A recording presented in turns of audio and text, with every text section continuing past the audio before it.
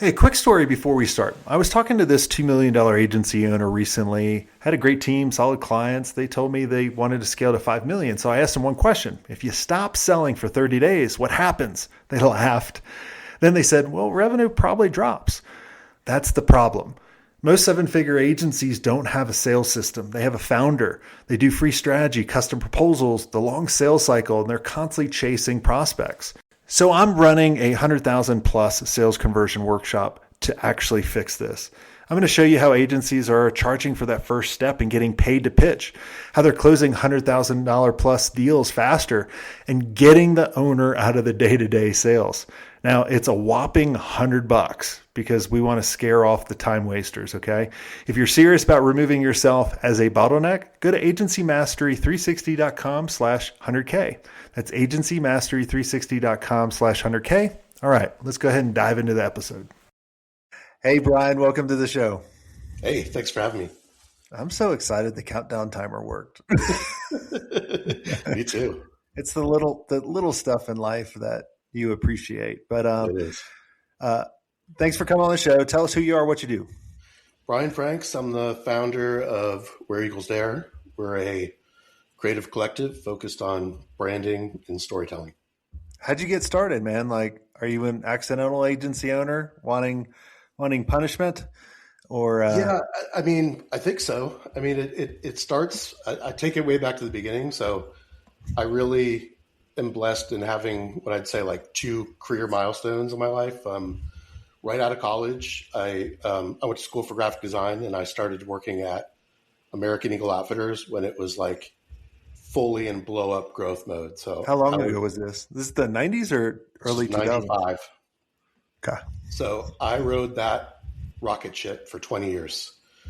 Started as a graphic designer there and worked my way up to ultimately being a vice president of creative with, multiple offices, Pittsburgh, New York, those types of things. And it was like the best, like when I say like, I think you use the term masterclass, right? Like that was like, I tell everybody I got my master's in retail. So I was like, that was like when .com shopping started was during that process.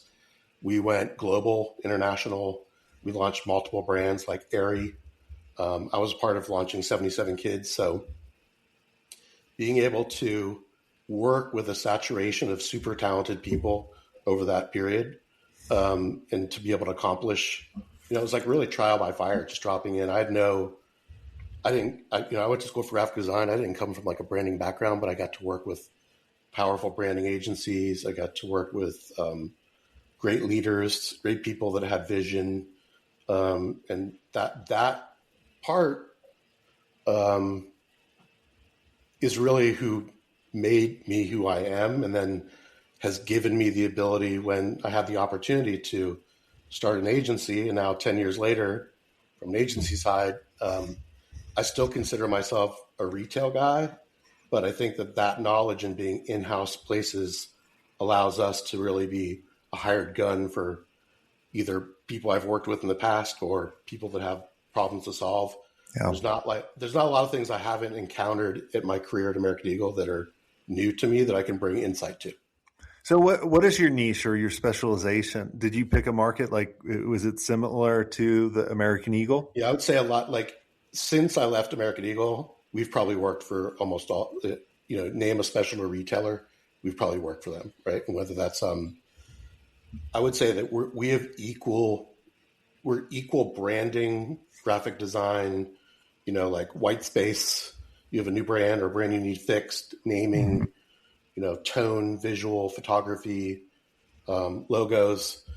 We're equally that, as well as being able to then launch a product and create campaigns and do storytelling through video, scripts, narrative, photo shoots, and bring those things to life. So the best case scenario, we've been involved with people where we start with, hey, we need to launch new brands. We start, here's the research, or we pull together research with a partner, and then we help build what that white space is. And then we can also take that to, now let's launch the product and come up with a story or narrative or commercials or social content that introduces that to people or, brings that to life.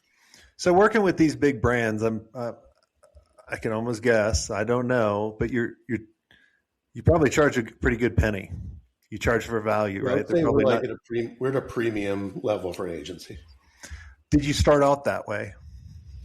Yeah, I mean, I think that it's interesting because everything I have today, I had insight on the other side of the coin, right? So when I was part of American Eagle, I'd have to build my budgets, and there was times we'd bring in smaller shops, or there was times where we had to, towards the end of my career, which I can get into a little bit later, we had some new leadership, and that's when I had when I was part of a team that went and met with bigger agencies because they wanted us to have an agency record. So I was, it's really a part of what inspired me to want to start an agency when I went through that experience. But then I also saw the billings and the things that these people were putting forth and what American Eagle was paying for. So I've always positioned myself in that pocket, I guess, if you will. And then I pride myself in over delivering. Like the people that we work for, if you followed up with, I hope are never underwhelmed.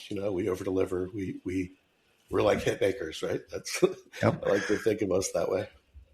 So for the agencies that you would bring in when you were at American Eagle, because I always like to give the both perspectives, right? I want to get into your agency journey, but I also want to talk about kind of you as the creative director and in charge and bringing a lot of these companies in, because there's a lot of people listening going, how can I work with the bigger clients that actually have the really big budgets? Yep. Because a lot of people, their business is based on word of mouth and referral. And I always joke with people and tell them, like, that's just not scalable, because you're going to constantly keep getting the same small clients over and over again. Like, I've never seen a small client go, oh yeah, like let's say it's Joe's tire shop has one location. They're not going to, say, hey, I got a lead for you, and it's tirerack.com. Right. Unless you could do some sort of piece of content that's so disruptive that, you break the internet for them or something, right? That's right. And that's the other way to do it. But yeah, I think for us, like, I am a graphic design geek, right? Like, I care about aesthetics, design, those types of things. I spent a lot of time building and rebuilding teams at American Eagle Outfitters with the best graphic designers and talent and art directors, people with visual aesthetic, understand photography, typography. But there was times when we were like moving fast and moving into new brands or new space that, I would always sort of find myself in a situation where we could do a lot with our internal team, but that's when it was nice to bring in fresh blood, right? So you bring in like a really talented, like Charles Anderson, or a really talented graphic designer that has something like a specialist or culturally is tapped in at the moment. And so a lot of the early years at American Eagle Outfitter first for me was like bringing in like-minded partners that were specialists. So it'd be like, I remember my fourth interview 12 years ago was with Del Ross of IHG, International Hotel Group. Yep. He was the CMO. And I had always I asked him on the show, I remember, I was like, how can, because at my agency, we work with the biggest brands in the world. Yep. And we had multiple ways to get in there, but I always like to ask people, I'm like, how did you pick agencies? And he goes, a lot of times some agencies would call me up and would say, hey, there's this new thing called X, Y, and Z. We're a specialist in this. If you ever need any help, let me know. And sell kind of what I always talk about, like the foot in the door, right? Sure. Like some small engagement. Yeah. Something that doesn't require procurement to approve and legal to look at an agreement. It's literally like they can buy it now. And he's like, man. To that note, I think is like even things like, when I came up with American Eagle, like I went through all the early .com stuff for shopping experiences, all this. So a lot of interactive and web we didn't have an internal team. So those were a lot of outside hires. And then you start to get into moving pictures and you have a lot of, animations, things like that you don't have in-house, were a lot of out hires. And then the biggest thing was always like, we shot we shot campaigns 4 times a year. So I would say like, and this continues to be a big part of the agency, bringing in talented photographers, stylists, and directors is, a key part of that formula. I learned that at American Eagle, and then that's still a big part of, even though I think fundamentally what we concept and write and visualize and sell to our clients is pretty close. Always bringing in great director talent or the right photographer, always take that to the next level. Yeah. And also too, I mean, a lot of people are building teams like you now versus like when I started my agency in 99, we had to have everyone in house and we had lots of people and big teams. And, as the team gets bigger and there's more layers, the more complexity and the more stress that happens. Cause you're like, how much is my payroll every month? Yeah, you don't lose sleep at night. You got to pay mouths and pay the bills and those types of things. So yeah, I tell, some people ask me like, what's the success, for you? And one of the things I tell people is I've never left startup mode, right? Like we stay scrappy and hungry. I'm super involved. I work as hard as anyone else, from idea as a creative director, ideation through everything, but also, and I do think I might've been early to that just based upon necessity, right? Like I didn't, when I left American Eagle, I did leave with we can get to this later, but like I left with a severance and I had some money and it gave me some room and that gave me the stars aligned and that gave me the opportunity to create an agency. Right. But that runway was limited. It wasn't endless. And so I've always been scrappy about the size of the team for the job and not, overpaying or getting to the place where I'm underwater so it stays profitable. Well, and I think too, it seems like you've designed this agency around you. I think that it's a great point. I do think that they're like, when I talk to some people, a lot of our clients I've had previous relationships with, and they've worked with me before, and they know what I can do. And there is an expectation. I think like if we did a photo shoot and I just didn't show up, I think people would be like, "Wait, what's going on?" Like, so we're not an agency necessarily where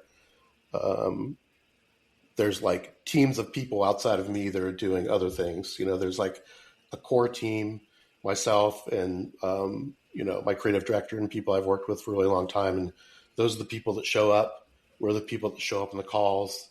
So it is almost like a small agency / consultancy, right? Like you get my executive 20 plus years in retail experience alongside with the agency, and people do expect, I think, me to be on the other side of that call for sure. Yeah. I think that's always, I tell everybody that's what you should do, right? Because a lot of times people start an agency or start a business for two reasons. One, for freedom, right? And they think money is going to get them to the freedom. But what they find is it's a prison, and they're constantly, answering to their calendar, answering to their clients, all these different things versus what if you I've been doing a series where I've been doing a video every day, just a short video of if I had to restart my agency over again, what would I do?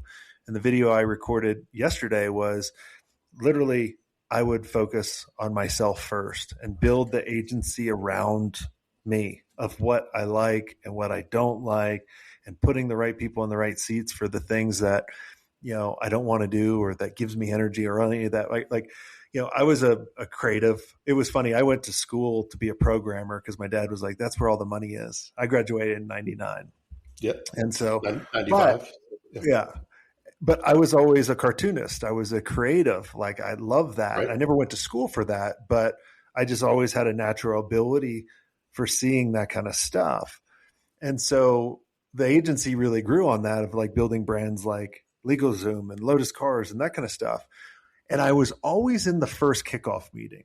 Now I didn't need to be, but I wanted to be. Right. Totally. Right. Because I designed the agency around me. Yeah. But at any time, if I'd never liked that, I could kind of get out of it. But I just think I just want to kind of emphasize that to everyone listening. Yeah, no, it's important. And even for me, like the things I've learned in the agency along 10 years is like, if you try to take on too much or, even get greedy or something, you can start to lose the ability to be as involved as that first kickoff meeting and really getting, in some ways a sort of obsessive perfectionist. So it's not always like about perfection, but really like every detail counts to me, and also the people on my team. So that takes time, like we move fast, but also I always have said, because it took maybe 5 years to figure this out, like I try to think about things in like big threes, right? Like anything at any time during the agency, anything over having 3 clients at once that we can handle, and really out of those 3, one is like a big fish that we're like on a retainer with and just constantly having weekly touch bases with, and just like seasonal creative with like always having to do photo shoots and commercials. Because once you start to get outside of that, it just starts to unravel, and it becomes super stressful and not fun.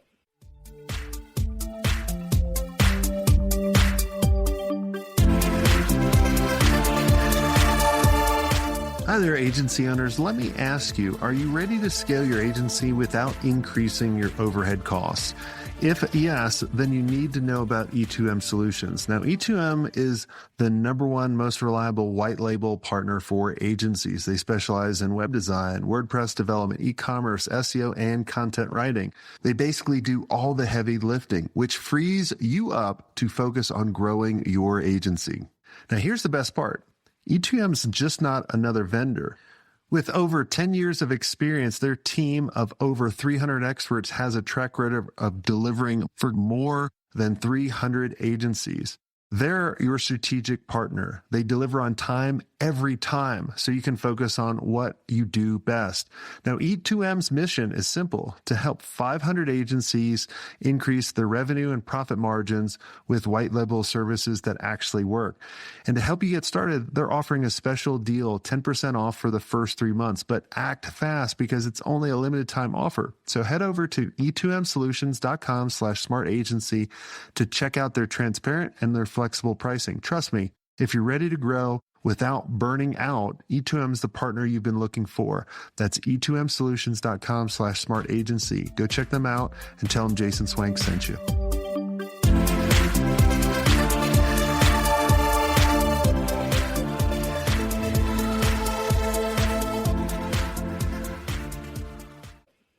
Yeah. I want to transition because, people might think, all right, well, Brian, you got a small team, small agency. So, I do want to get into kind of the healthcare that you had. Sure. And your agency's still operating. So obviously you had some things set up. So what happened? Yeah. So, February 2024, I had a hemorrhagic stroke, blood vessel burst in my brain. And, my wife luckily found me. I actually texted her because I was not feeling good. I was upstairs and she found me on the floor crawling. And fast forward, they drilled a hole in my head, put a drain in, and I was in the ICU for almost 4 weeks and don't remember any of it.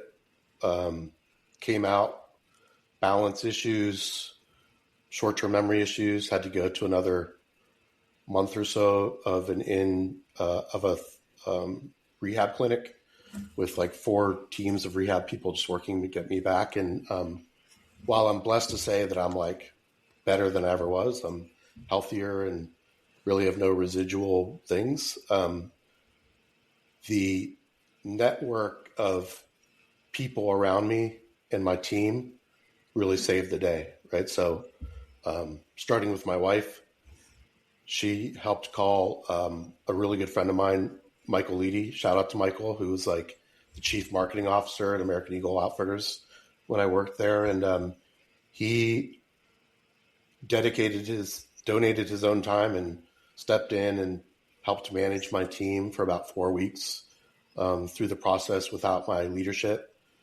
But shout out to my team for also like stepping up. We had just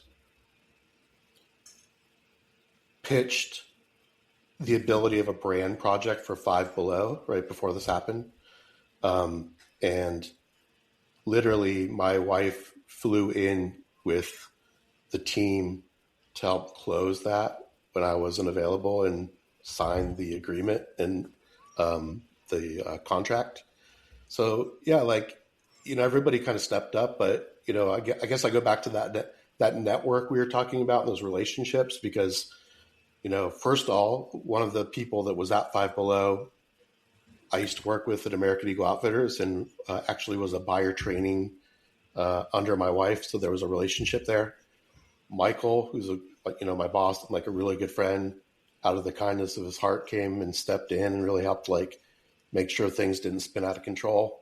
My wife and I met at American Eagle Outfitters through retail. She's more of a buyer, but she stepped up and like really like checked in with the team and helped bring things. And then the biggest, the happy ending to the story was I progressed pretty quickly, right? Like through therapy, I think I was in a place for maybe 3 weeks and then I was able to be released and my balance is coming back. And my short term was still really difficult for a bit, but they recommended that I, start to get back to work. So I think I was supposed to only work like 2 hours a day or something, but like when I jumped right back in, we just started this Five Below project I was excited about, and it really saved me. It reinforced how much I truly love the creative process and what I do and the passion, and that's what gets me up like every day. That's why I'm a proud agency owner, because just working with my team every day and problem solving and all that stuff, it just like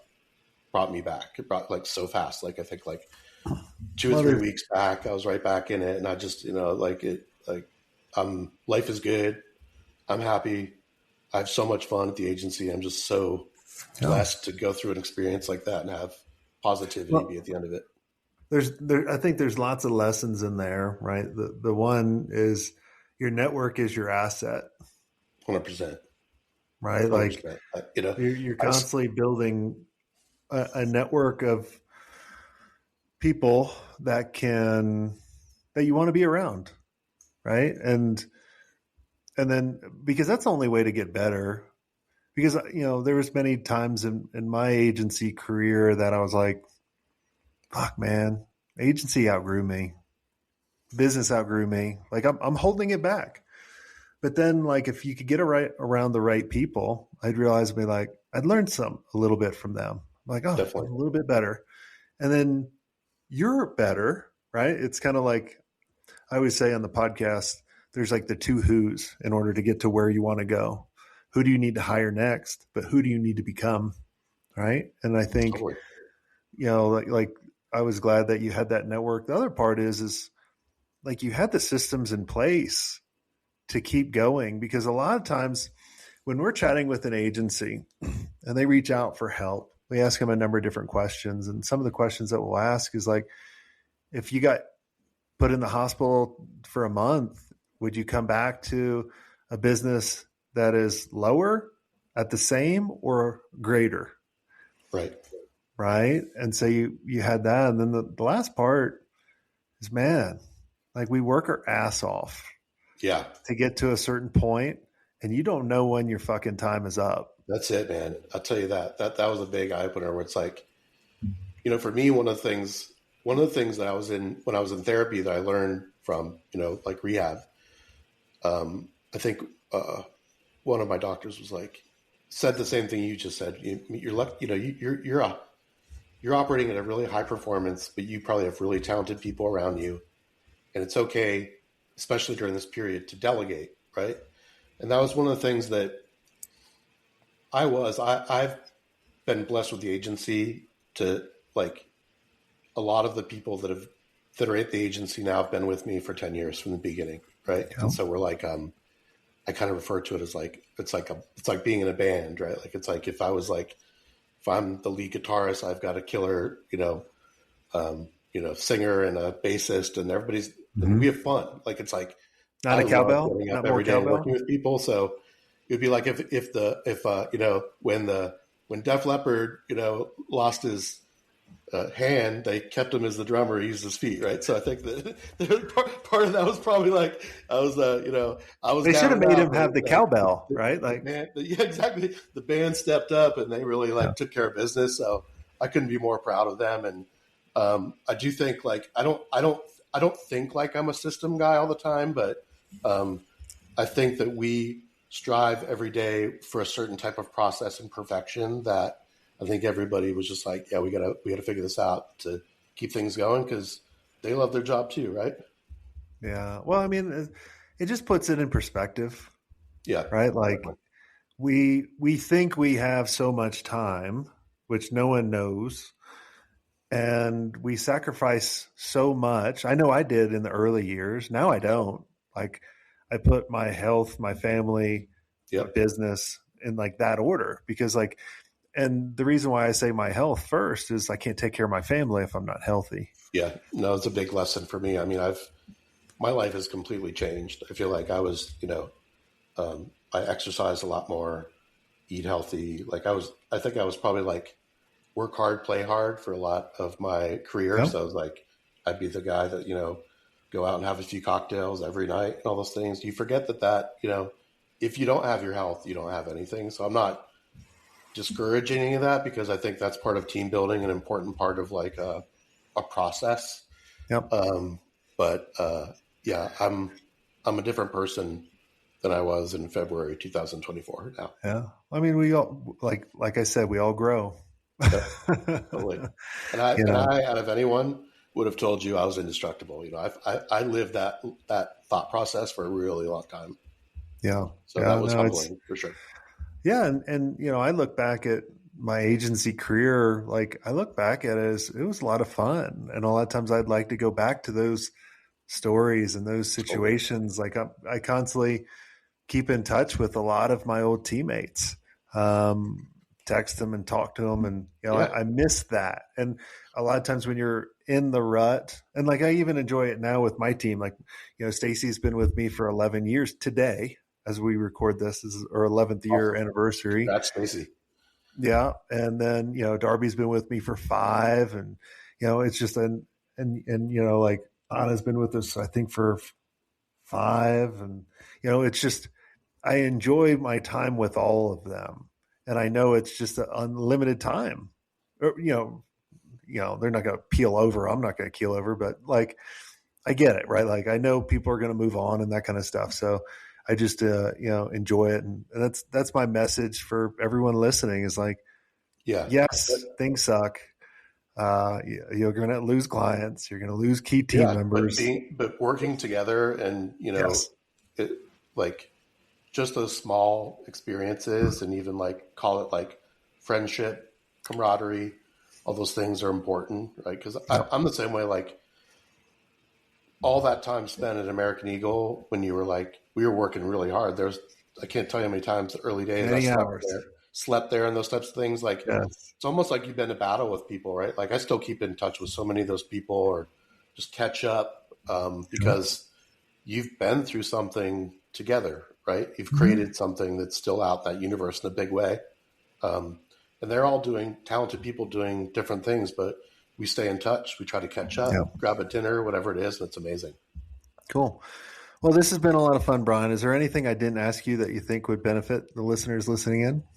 Oh my goodness. I think we covered a lot. I think if I had to reinforce a couple things, I think that that network is super important, right? Like without my American Eagle days, knowledge, experience, um, I wouldn't have the agency I have right now and the relationships.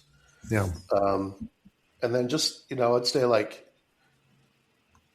I feel like as a designer at heart, I feel like there's details and curiosity probably sounds hokey, but is important, right? Like I think that I wake up every day and I'm between movies, music, reading, exploring. I'm just it's like an obsession, right? And it's those types of things. And then surrounding myself with people that have those same type of obsessions is really what brings I think the creative process within our agency to that next level, because people are just like playing off of each other, but also like just tapped into culture, and culture Yeah. informs what's happening on a day-to-day basis. Yeah. No, that's great.